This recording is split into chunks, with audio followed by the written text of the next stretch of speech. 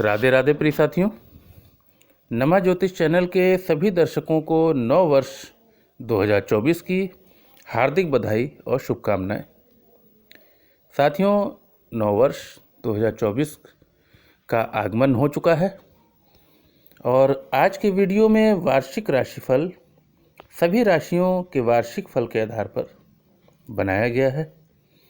यदि आपको अपना लग्न पता है तो आप लग्न के आधार पर इस वीडियो को देखें, और यदि राशि पता है तो आप राशि के आधार पर इसे देख सकते हैं। क्योंकि यदि आपको राशि पता है तो हम उस राशि को ही लग्न मानकर फलादेश देते हैं, और यदि आपको लग्न पता है तो लग्न के आधार पर आपके ग्रहों की स्थिति के आधार पर ये फलादेश होता है। इसलिए इसमें कंफ्यूज होने की आवश्यकता नहीं है। दूसरी बात साथियों कि वर्ष 2024 पूरा वर्ष शनि शासित वर्ष होगा, तो जो लोग अपने लक्ष्य के प्रति ईमानदार रहेंगे, शासित रहेंगे, उन्हें शनि उत्तम फल देंगे। तो वीडियो को शुरू करते हैं, लेकिन वीडियो को शुरू करने से पहले मेरा सभी साथियों से निवेदन है कि वीडियो को लाइक और सब्सक्राइब जरूर कर दें। चलिए आगे बढ़ते हैं। तो सबसे पहले बात होगी मेष राशि वाले जातकों की। तो मेष राशि वाले जातकों के बारे में तो इस समय देवगुरु बृहस्पति आपके लग्न या कहें राशि के में ही गोचर कर रहे हैं, जो कि एक अच्छी स्थिति है। बृहस्पति आपके ज्ञान, विवाह और भाग्य भाव पर दृष्टि देंगे। तो इस समय इस वर्ष आपके विवाह के लिए उत्तम स्थिति रहेगी। आपके संतान की उन्नति होगी। पूरे वर्ष आपको फाइनेंशियल लाभ होते रहेंगे। कैरियर आपका इस वर्ष उत्तम रहेगा। हालांकि स्वास्थ्य संबंधी समस्याओं का आपको ध्यान रखना होगा। इस वर्ष आप कर्ज लेने और कर्ज देने से बचें तो बेहतर रहेगा। अब यदि आप विद्यार्थी हैं और प्रतियोगी परीक्षा की तैयारी कर रहे हैं तो मार्च 2024 के बाद आपके लिए समय बहुत ही उत्तम होने वाला है। द्वादश भाव में राहु का जाना आपकी विदेश यात्रा को भी दिखाता है। आपको दूरस्थ सहयोग, जो आपके संबंध हैं दूर राज्यों के, विदेश के, तो उनसे आपको पूरा सहयोग प्राप्त होगा, ऐसा होता हुआ दिख रहा है। छठे भाव में केतु आपको समस्याओं से मुक्त करेंगे। अब बात होगी वृषभ राशि वाले जातकों की। तो वृषभ राशि के जातकों के लिए भी अप्रैल के बाद उत्तम संभावनाएं बनेंगी। इस वर्ष जो युवक युवतियां वृषभ राशि वाले विवाह के योग्य हैं, उनके विवाह निश्चित हो सकते हैं। लेकिन आपको अपनी वाणी पर पूरे वर्ष नियंत्रण रखना होगा, वरना आप स्वयं अपने रिश्तों को खराब कर लेंगे। किसी भी तरह का फाइनेंशियल रिस्क इस वर्ष आप ना लें तो उत्तम होगा, और यदि ज़रूरी ही हो तो बहुत सोच विचार कर परिवार के साथ मिल बैठकर ही कोई फाइनेंशियल रिस्क आप लें। बच्चों के स्वास्थ्य के प्रति आपको जागरूक रहना होगा। कार्य व्यवसाय की दृष्टि से आपके लिए यह वर्ष बहुत ही उत्तम है, क्योंकि आपके दशमें शनि दशम भाव से ही गोचर कर रहे हैं। इस वर्ष आपको नई जिम्मेदारियां, नए उत्तरदायित्व भी मिल सकते हैं। आप अपने मन को शांत रखें। इस वर्ष पेट संबंधी समस्याएं आपको परेशान कर सकती हैं, तो इसका भी ध्यान रखें। गाड़ी चलाते समय सावधानी बरतें। वृषभ राशि वाले जातक यदि विदेश जाना चाहते हैं तो विदेश जाने के योग भी इस वर्ष बन रहे हैं। अप्रैल के बाद आपके स्वास्थ्य में बेहतरी आएगी। धन लाभ तो अप्रैल के बाद आपको चारों ओर से उत्तम ही दिखाई दे रहा है, और अप्रैल के बाद आपकी सोच उच्च होगी। अब बात होगी मिथुन राशि वाले जातकों की, तो वर्ष की शुरुआत में आपके निजी रिश्तों में थोड़ी कड़वाहट आ सकती है और शायद इस कड़वाहट का कारण आपका ईगो होगा, अहंकार होगा, जो आपके रिश्तों के लिए, निजी संबंधों के लिए अच्छा नहीं होगा। क्योंकि देवगुरु बृहस्पति और शनि दोनों का गोचर आपके सप्तम भाव को प्रभावित कर रहा है। तो अप्रैल तक तो जिनकी शादी तय होनी है वो तय हो सकती है। संतान संबंधी और फाइनेंस संबंधित खबर आपको अप्रैल के बाद अच्छी मिल सकती है। संतान को अप्रैल के बाद थोड़ा सा कुछ हेल्थ इशू भी हो सकते हैं, जिसका आपको ध्यान रखना होगा।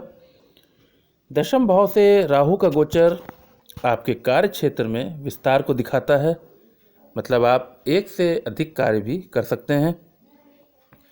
अप्रैल के बाद आपके विदेश यात्रा के योग भी बन रहे हैं, लेकिन इस वर्ष आपको अपनी माता के स्वास्थ्य का ध्यान रखना होगा। दशमस्थ राहु आपको करियर ओरिएंटेड बनाएगा, मतलब आपका पूरा ध्यान इस वर्ष अपने कर्म और अपने धन पर ही होगा। अब बात होगी कर्क राशि वाले जातकों की, तो आपकी राशि का स्वामी आपके धन भाव में ही गोचर कर रहा है, यानी चंद्रमा। तो इस वर्ष की शुरुआत आपकी धन प्राप्ति से हो सकती है। इस वर्ष परिवार में कोई उत्सव आयोजन भी हो सकता है। संतान प्राप्ति की कामना रखने वाले लोगों को कोई अच्छी खबर इस वर्ष मिल सकती है, लेकिन ससुराल पक्ष के साथ आप अपने संबंधों को ठीक रखें, क्योंकि ये आपके निजी रिश्तों को भी प्रभावित कर सकता है। कर्क राशि वाले जो जातक विवाह योग्य हैं, उनका विवाह जून के बाद निश्चित हो सकता है। मित्रों के साथ आप अपना व्यवहार उचित रखें, अन्यथा लाभकारी संबंधों में आपको घाटा हो सकता है। कार्य क्षेत्र में इस वर्ष आपको थोड़ा सा चुनौतियों का सामना करना पड़ेगा, विशेषकर मार्च तक।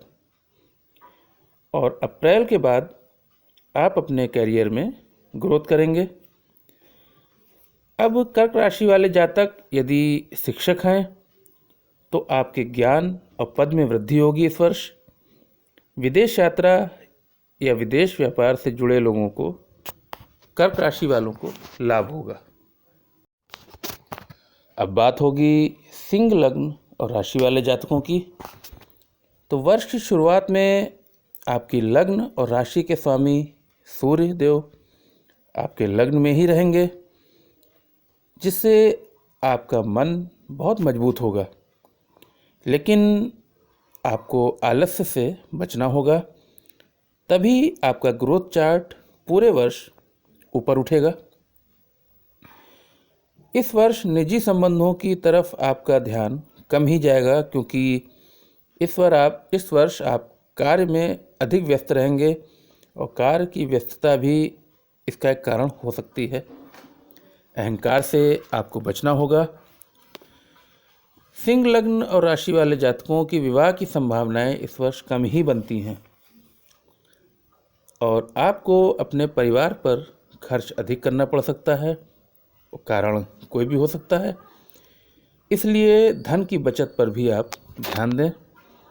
इस वर्ष आप अपने परिवार के बारे में कुछ ज़्यादा ही सोचेंगे,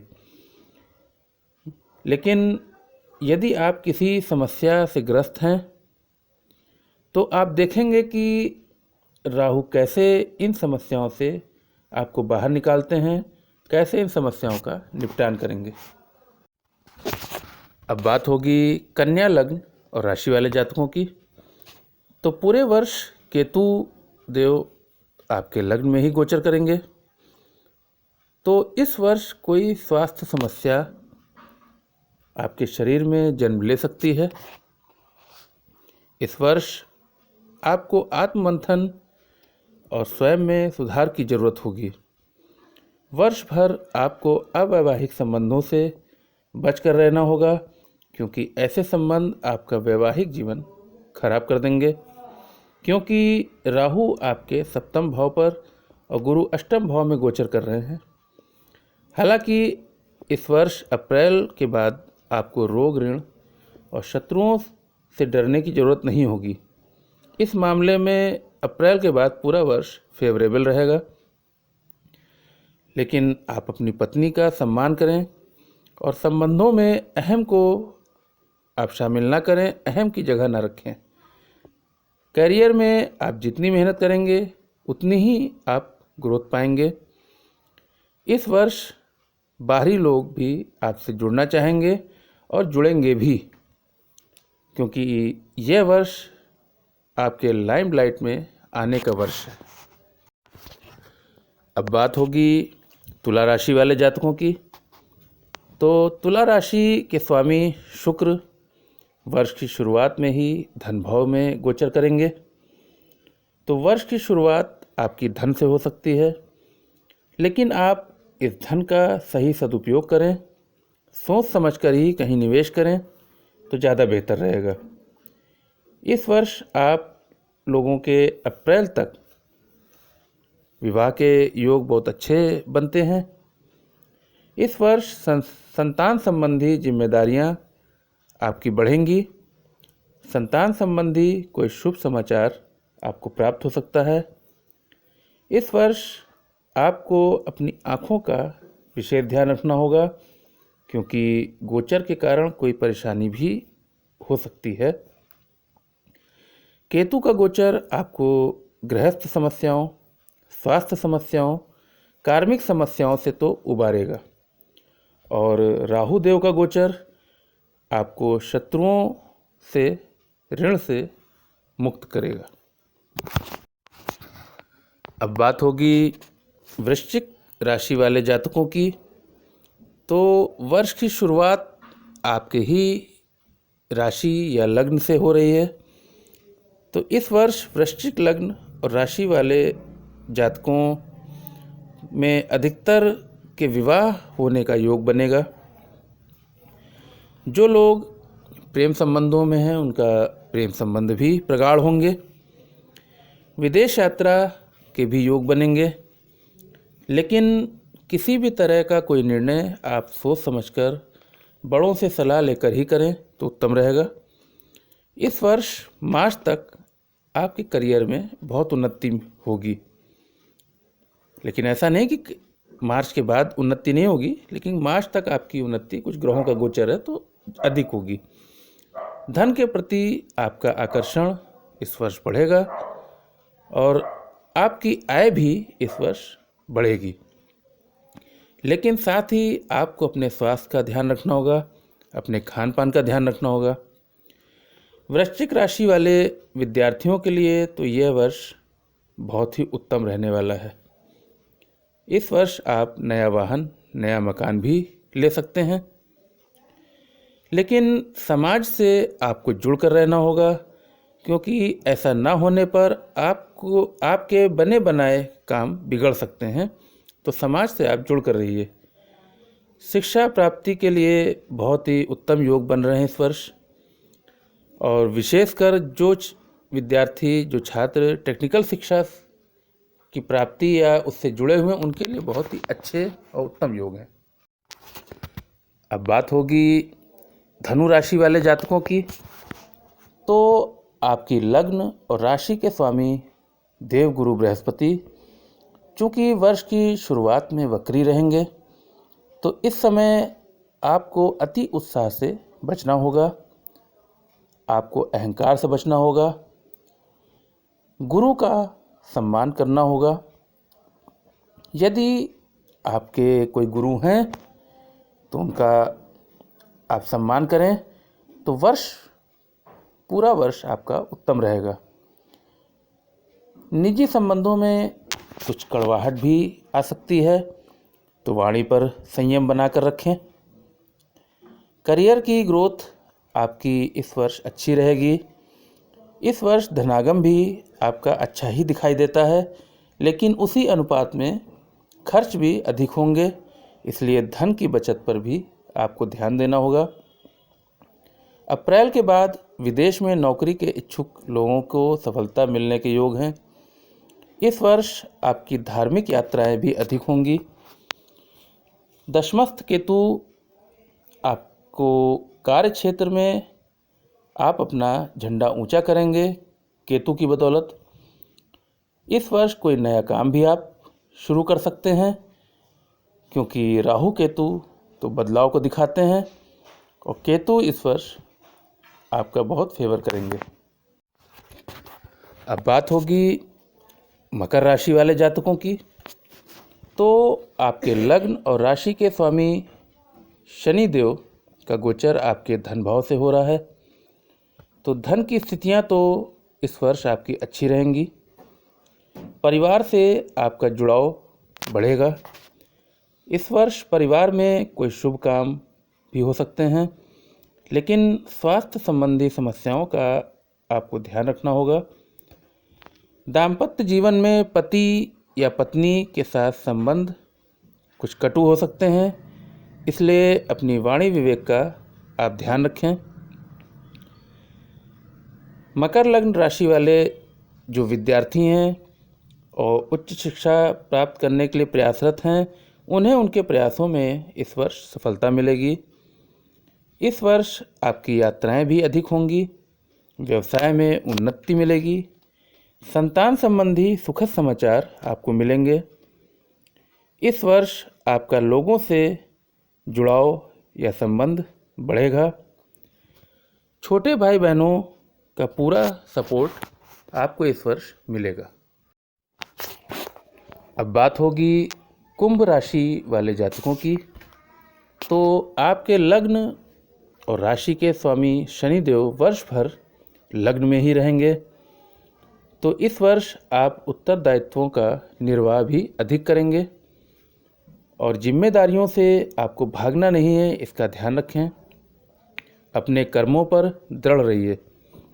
अपने वर्तमान काम के साथ साथ इस वर्ष आप कोई नया काम भी शुरू कर सकते हैं, लेकिन किसी पर विश्वास बहुत सोच समझ कर करें, क्योंकि अष्टम भाव में केतु आपके सोच और विचारों में भ्रम पैदा करेगा, जिसके चलते आप सही व्यक्ति को गलत और गलत व्यक्ति को सही मान सकते हैं। इसका ध्यान रखें।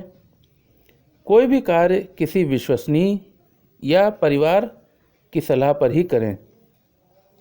इस वर्ष आपके निर्णय आपके जीवन में बदलाव अवश्य करेंगे और आप देखेंगे कि धीरे धीरे चीज़ें आपके पक्ष में आती जा रही हैं। निजी और दाम्पत्य संबंधों में आप भावुक होने की बजाय व्यवहारिक रहें तो बेहतर होगा। अपनी बात का आप स्वयं सम्मान करें और पत्नी की बात का भी सम्मान करें, तो आपकी परेशानियों का अंत हो जाएगा। धन की स्थिति उतार चढ़ाव वाली रहेगी, यानी कभी बहुत अधिक और कभी कमी दिखाई देगी आपको। अप्रैल के बाद आपका रुझान धर्म, ज्योतिष, तंत्र मंत्र की ओर बढ़ेगा, जो आपके आध्यात्मिक जीवन के लिए उत्तम है। चूँकि आप शनि प्रधान जातक हैं और शनि को लक्ष्य का चयन करना पसंद है, इसलिए आप अपने जीवन में एक गोल सेट करें, लक्ष्य सेट करें और उसे प्राप्त करने का प्रयास करें और उस पर अडिग रहें।